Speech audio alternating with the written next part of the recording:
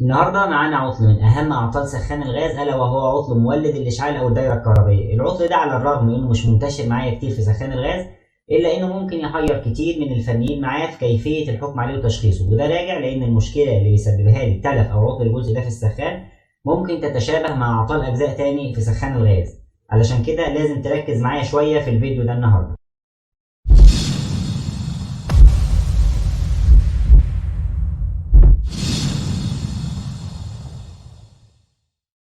وعلشان اعرف اشخص عطل دايره الكهرباء بالظبط وما اخلطش بينها وبين اعطال اجزاء تاني في السخان، لازم في الاول اعرف وظيفه دايره الكهرباء دي بالظبط عندي في السخان ايه وطريقه عملها.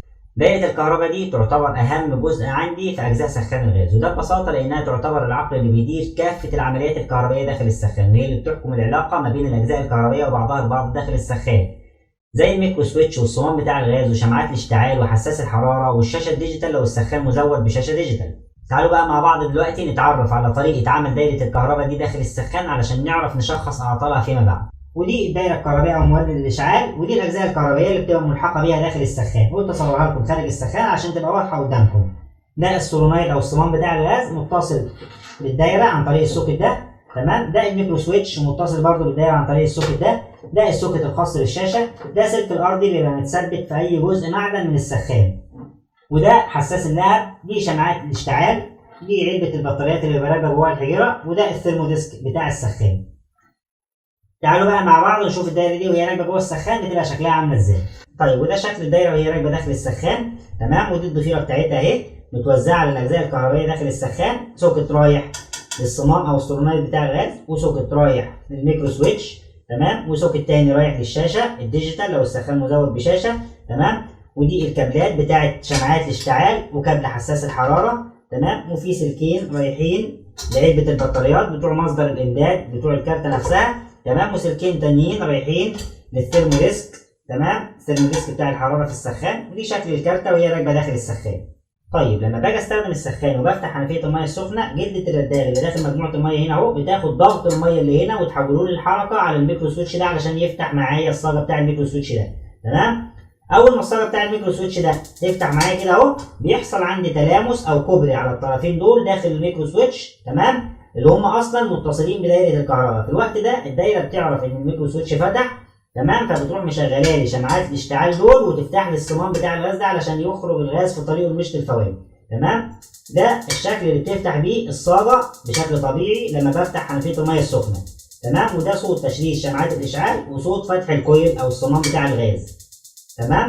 الصاجه بتفتح كده اهو، بيحصل عندي تلامس داخل الطرفين دول من الداخل اللي هم متصلين بدايره الكهرباء عشان يشتغل معايا شمعات الاشتعال ويفتح معايا الصمام بتاع الغاز عشان يخرج الغاز في طريقه لمشط الفوري، وتحصل عندي في السخان عمليه الاشتعال الطبيعيه. طيب يجي بقى دور الحساس ده معايا اللي هو مكانه موضوع فوق النار مباشره علشان يحس بالنار لما تشتغل كويس. الحساس ده بيبعت لي اشاره للبورده يعرفها ان في عمليه اشتعال جيده حصلت داخل السخان. تاخد بقى البورده الاشاره دي وتعمل لي حاجتين: توقف التشغيل بتاع شمعات الاشتعال علشان خلاص دورها هنا انتهى ومش محتاج لها. تاني حاجه تفضل محافظه على الصمام بتاع الغاز ده فاتح طول فتره استخدام السخان وفتح حنفيه الميه السخنه. طيب كافه العمليات الكهربائيه اللي بتحصل داخل السخان دي بقى اللي بيديرها وبيتحكم فيها هي كارته الكهرباء دي.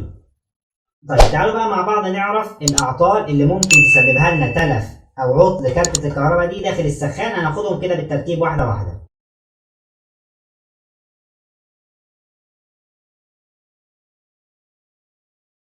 طيب العطل الاول او صوره العطل الاول: فتحت حنفيه الميه السخنه بعد لما اتاكدت ان ضغط الميه عندي مناسب واتاكدت ان جلده الرداغ شغاله كويس، وقلنا ازاي هنختبر صلاحيه جلده الرداغ في الحلقه الخاصه بتغيير جلده الرداغ. ومنتهى البساطه لما الصاجه بتاع الميكرو سويتش ده بتفتح معايا كده اثناء فتح حنفيه الميه السخنه بعرف ان جلده الرداغ شغاله كويس ما فيهاش مشكله. طيب فتحت حنفيه الميه السخنه وفتحت معايا الصاجه بتاع الميكرو سويتش ده، تمام كده اهو، لكن ما سمعت الصوت تشغيل شمعات الاشعال اللي انا سامعه ده من شويه، تمام؟ اول حاجه هكشف عليها واختبرها هي قوه الحجره او البطاريات، واسهل طريقه لمعرفه ذلك ان انا اجيب حجرين جداد واجرب بيهم. لو المشكله اتحلت تمام يبقى الحجره القديمه كان فيها مشكله. طيب لو نفس المشكله ما زالت موجوده، يعني الصاجه بتاع الميكرو سويتش ده بتفتح طبيعي معايا لكن ما فيش صوت تشغيل لشمعات الاشعال وما فيش صوت لفتح الكويل، اول حاجه هختبرها واكشف عليها هي الميكرو سويتش ده نفسه. تمام. اختبر الميكرو سويتش ده ازاي؟ بمنتهى البساطه بفك السوكت بتاعه اللي رايح للكارته او الدايره الكهربائيه. تمام. وبروح للطرف اللي هو داخل على الكارته الكهربائيه نفسها وبعمل تلامس على الطرفين دول بالفك عاده زي ده كده اهو. تمام. لو سمعت صوت تشريد شمعات الاشعال اشتغل معايا، تمام، كده يبقى الميكرو سويتش نفسه هو اللي فيه مشكله ومحتاج انه يتغير. وابسط طريقه ان انا اغير بيها واستخدم بيها الميكرو سويتش ده، لو الصاله بتاعته شغاله ما فيهاش مشكله، بفك الميكرو سويتش نفسه، تمام، من خلال المسمارين دول اللي متثبت بيهم. تمام.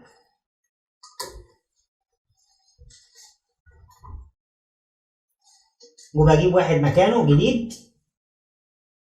تمام، وهركبه في نفس المكان.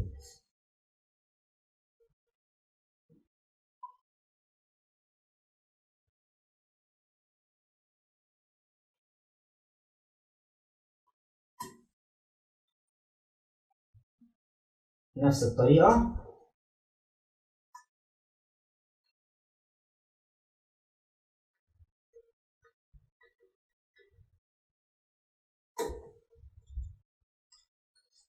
دي أبسط طريقة لاستبدال الميكرو سويتش. طيب لو أنا عملت التلامس على الطرفين بتوع الميكرو سويتش دول اللي هم رايحين للدايرة الكهربائية وما سمعتش برضه صوت تشريد شمعات الإشعال ولا صوت فتح الكويل، على طول تبقى المشكلة سببها تلف الدايرة الكهربائية نفسها ومحتاج إن أنا أستبدلها بواحدة جديدة مكانها. طيب وده هيكون أول عطل معايا من أعطال الدايرة الكهربائية اللي هيحتاج إن أنا أستبدل الدايرة الكهربائية بسببه. العطل الثاني معايا من أعطال الدايرة الكهربائية ومولد الإشعال، فتحت حنفية المية السخنة، تمام، فتحت معايا الصاله بتاع الميكرو سويتش ده، تمام، وسمعت صوت تشريد شمعات الاشعال، تمام، زي اللي انا سامعه ده، لكن ما سمعتش صوت فتح السولونايد او الكويل او الصمام بتاع الغاز، ومفيش عمليه اشتعال حصلت معايا داخل السخان. اول حاجه هكشف عليها واختبرها هي اختبار الصمام نفسه والثيرمو ديسك ده كمان. وقلنا ازاي نختبر الحاجات دي بمنتهى البساطه في الحلقه الخاصه باعطال صمام الغاز، وهسيب لكم الرابط بتاعها في صندوق الوصف اسفل الفيديو. طيب بعد لما اتاكدت ان الصمام شغال ما فيهوش مشكله والثيرمو ديسك شغال ما فيهوش مشكله واختبرتهم خارج الدايره، على طول تبقى المشكله سببها تلف الكارته نفسها او مولد الاشعال نفسه ومحتاج ان انا استبدلها بواحده جديده مكانها.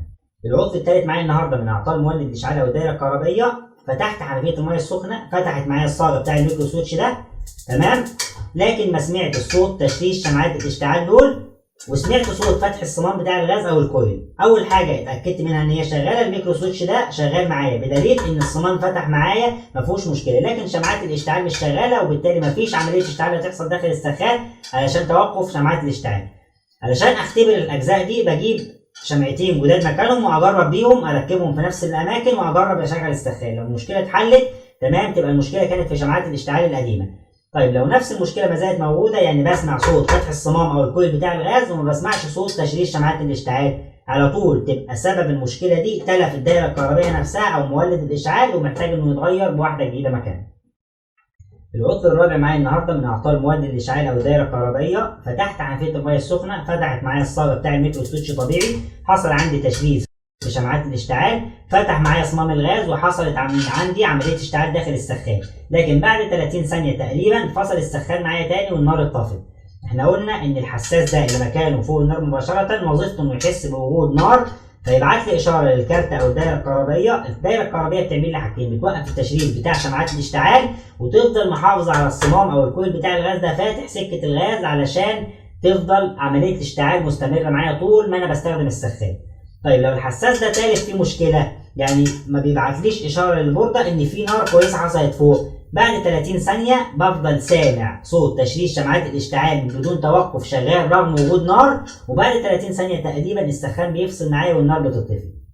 طيب وعلشان اعرف احدد سبب المشكله عندي ايه بالظبط دلوقتي، بجيب حساس جديد مكان الحساس ده وبستبدله وبركبه في نفس المكان واجرب اشغل السخان مره تاني. لو المشكله اتحلت تمام يبقى الحساس القديم كان فيه مشكله. طيب لو نفس المشكله ما زالت موجوده، يعني سامع صوت التشريد رغم وجود نار وبعد 30 ثانيه تقريبا السخان بيفصل والنار بتطفي، على طول تبقى المشكله سببها تلف الدايره الكهربائيه نفسها لانها مش متعرفه على الاشاره اللي جايه لها من الحساس ومحتاجه ان انا استبدلها بواحده جديده مكانها. طيب ملخص اعطال دايره الكهرباء او مولد الاشعال ده ايه بالظبط؟ اي عطل ليه علاقه بالاجزاء الكهربائيه الملحقه بالدايره دي داخل السخان زي الميكرو سويتش والصمام بتاع الغاز وشمعات الاشتعال وحساس الحراره والشاشه الديجيتال، اي عطل يحصل في جزء من الاجزاء دي، لو اختبرنا الجزء ده خارج السخان لقيناه شغال ما فيهوش مشكله، على طول يبقى المشكله سببها تلف الدايره دي نفسها ومحتاجه ان هي تتغير.